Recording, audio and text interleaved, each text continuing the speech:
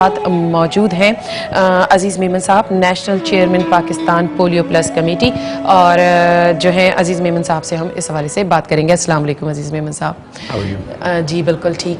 अच्छा ये बताइए कि पोलियो के हवाले से आज हम खुसूसी प्रोग्राम कर रहे हैं और आपसे मेरी बात हुई थी तो आपने बताया कि पोलियो के हवाले से कुछ बच्चे मिले और जिनकी ट्रीटमेंट की गई और वो जो है माशाल्लाह सेहतमंद हो गए, जबकि एक आम कॉन्सेप्ट ये आता है कि जब कभी किसी को पोलियो हो जाता है तो वो सारी ज़िंदगी के लिए माजूर हो जाता है, वो तो खुद डिस्टर्ब होता ही होता है, उसके साथ साथ उसकी फैमिली भी डिस्टर्ब हो जाती है और वो एक ज़िंदगी के साथ चलने वाला पोलियो का जो मर्ज़ है उसके साथ वो ज़िंदगी के आखिरी अयाम तक उसके साथ चलता है। तो इसके हवाले से थोड़ी सी तफसीलात बताइए कि कितने मुख्तलिफ जो आप बता रहे हैं, लाहौर में भी एक फ़ैमिली है, कराची में भी है, ये क्या तफसीलात हैं? एक तो तहसीन ये कि बच्चे जो हैं वो जिनको पोलियो हो जाता है वो उनकी करेक्टिव सर्जरीज पॉसिबल है जो हम कराते हैं, पर ये नहीं कह सकते हैं कि बच्चा नॉर्मल हो गया। अच्छा, वो तो एक डिफेक्ट तो रहना ही रहना है उसको, that has to continue for the rest of his life. और अब पाकिस्तान में इस वक्त तकरीबन आज जब हम बैठे हैं तो 31 केसेस हो चुके हैं। एक केस और की भी अनकन्फर्म रिपोर्ट हैं, खैबर पख्तूनख्वा से भी कंफर्मेशन नहीं आई है। और इसमें जो है वो जो ज़्यादातर केसेस हैं वो केसेस 32 में से 22 केसेस जो हैं वो खैबर पख्तूनख्वा के हैं, फाटा रीजन हैं, खैबर एजेंसीज़ हैं, बजूर हैं, वहाँ के हैं। और हमने जो है वो अपने partners WHO, UNICEF, EPI, government of Pakistan का अदारा है, उनके साथ मिल कर के जो हैं वो काफ़ी मुहिम्स की हैं, NIDs की हैं, और हमें उसमें काफ़ी सक्सेस हुआ है, इम्प्रूवमेंट हुआ है। और कवरेज जो है बच्चों का ज़्यादा से ज़्यादा हुआ है, सिवाय इन एरियाज़ के जिसका मैंने आपको ज़िक्र किया, जिसमें अब जैसे स्वात अब क्लियर हो गया। अब वहाँ पे जिस वक्त क्लियर हुआ तो उस वक्त 20 केसेस डिस्कवर हुए, मगर अब पोलियो के इस साल सिर्फ वहाँ पर एक केस हुआ है। तो जो है वो काफ़ी हद तक हमें कामयाबी हुई है। अब इन एरियाज़ में जो खैबर पख्तूनख्वा फाटा रीजन है, तो हमने वहाँ के गवर्नर से मिल कर के एक टास्क फोर्स बनाई है जिसमें फ़ौज के, आर्मी के भी अरकान शामिल होंगे, और हमने उनसे दरख्वास्त की है कि हमें वो प्रोटेक्शन दें ताकि हम जो है वहाँ जा कर के और जो है वो ये बच्चों को कतरे पिलाएं।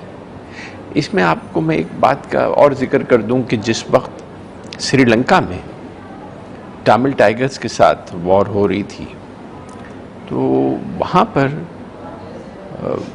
श्रीलंका में तो पोलियो ख़त्म हो गया 16 साल पहले।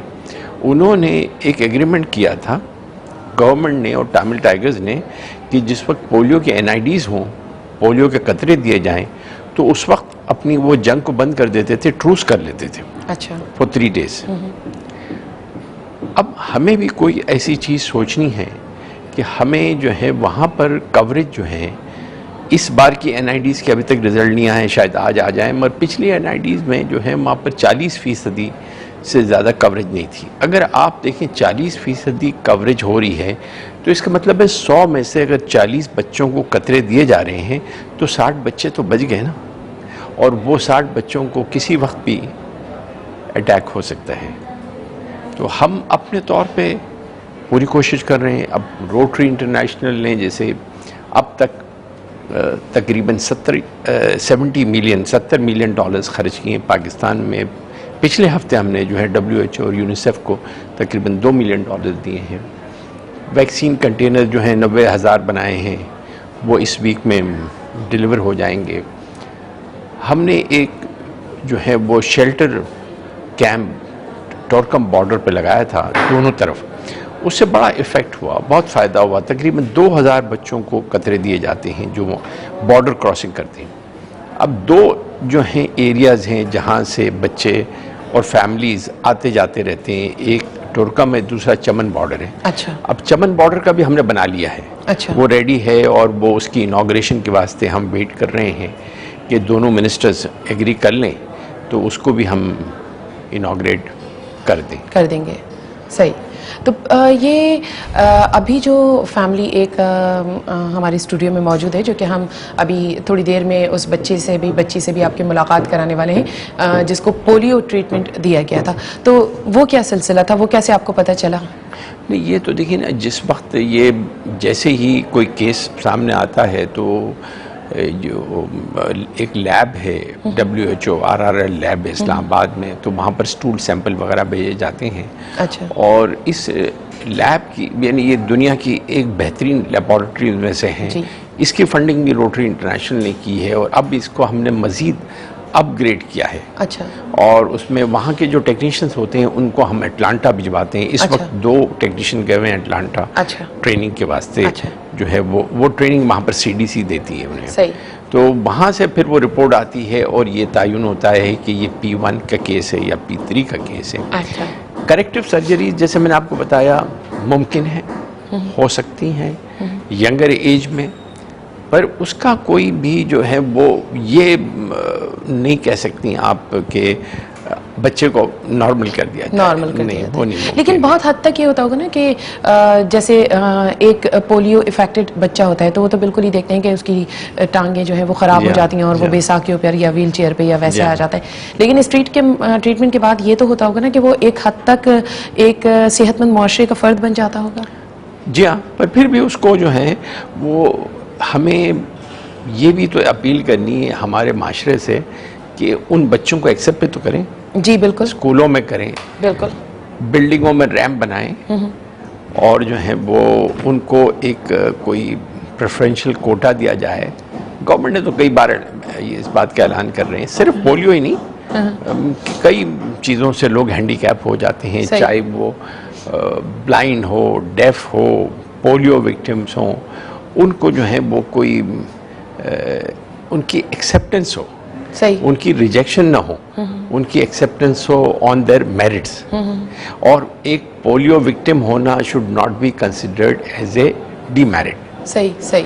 अब इस वक्त फिलीपींस में एक सूबे की गवर्नर जो है खातून, वो व्हील चेयर पर है, she is a polio victim. अच्छा। और ये उनको भी एक अवार्ड भी दिया गया और वो she is performing very well, as a matter of fact much better than the governors who are running around and walking. Very good, ज़बरदस्त। लेकिन आम तासुर ये लिया जाता है कि जब कोई बच्चा पोलियो इफेक्टेड हो जाता है तो उसकी मेंटल हेल्थ भी इफेक्ट करती है, यानी कि वो साइकोलॉजिकली डिस्टर्ब हो जाता है या इस तरह से। वो होता है इसलिए कि हम उनको कॉम्प्लेक्स का शिकार हो जाता है। फैमिली भी उनको नहीं कोप अप कर सकती है और जो है वो एक डिस्पैरिटी तो क्रिएट हो जाती है ना।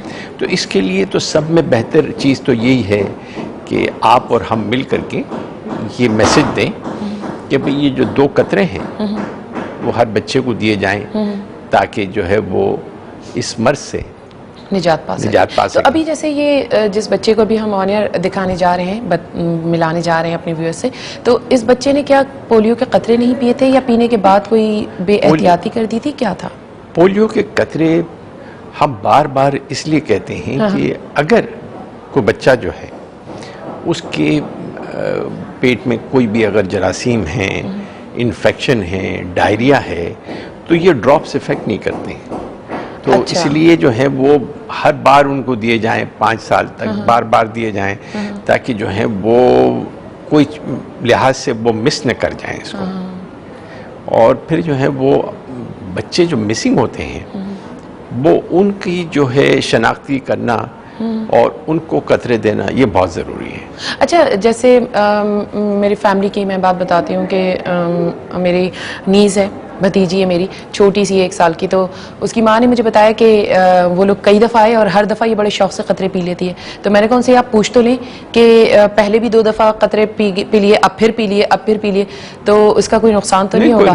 तो उन्होंने कहा नहीं, कोई नुकसान नहीं होगा, बल्कि उन्होंने कहा कि ये और ज़्यादा सेफ साइड के लिए कि अगर उसे कोई पेट में तकलीफ हो या कुछ हो और असर नहीं किए हो तो अब ये असर, क्योंकि ये ऐसी कोई सर्टिफिकेशन पॉसिबल नहीं है कि ये जैसे आपकी नीस है उसने पहली बार कतरे ले लिए और वो इफेक्टिव हो गए, ऐसा नहीं है। तो इसलिए चांस लेने की क्या जरूरत है और टू बी प्रोटेक्टिव जो है, और जो प्रोटेक्शन जो है वो is better than the cure, और वो आप अगर उनको दे दें तो उसमें जो है वो कोई भी नुकसान नहीं है। तो अजीज मेमन साहब, ये पोलियो के खतरे किस एज से किस एज तक पिलाए जाते हैं? ये जो है वो फ्रॉम बर्थ टू 5 years।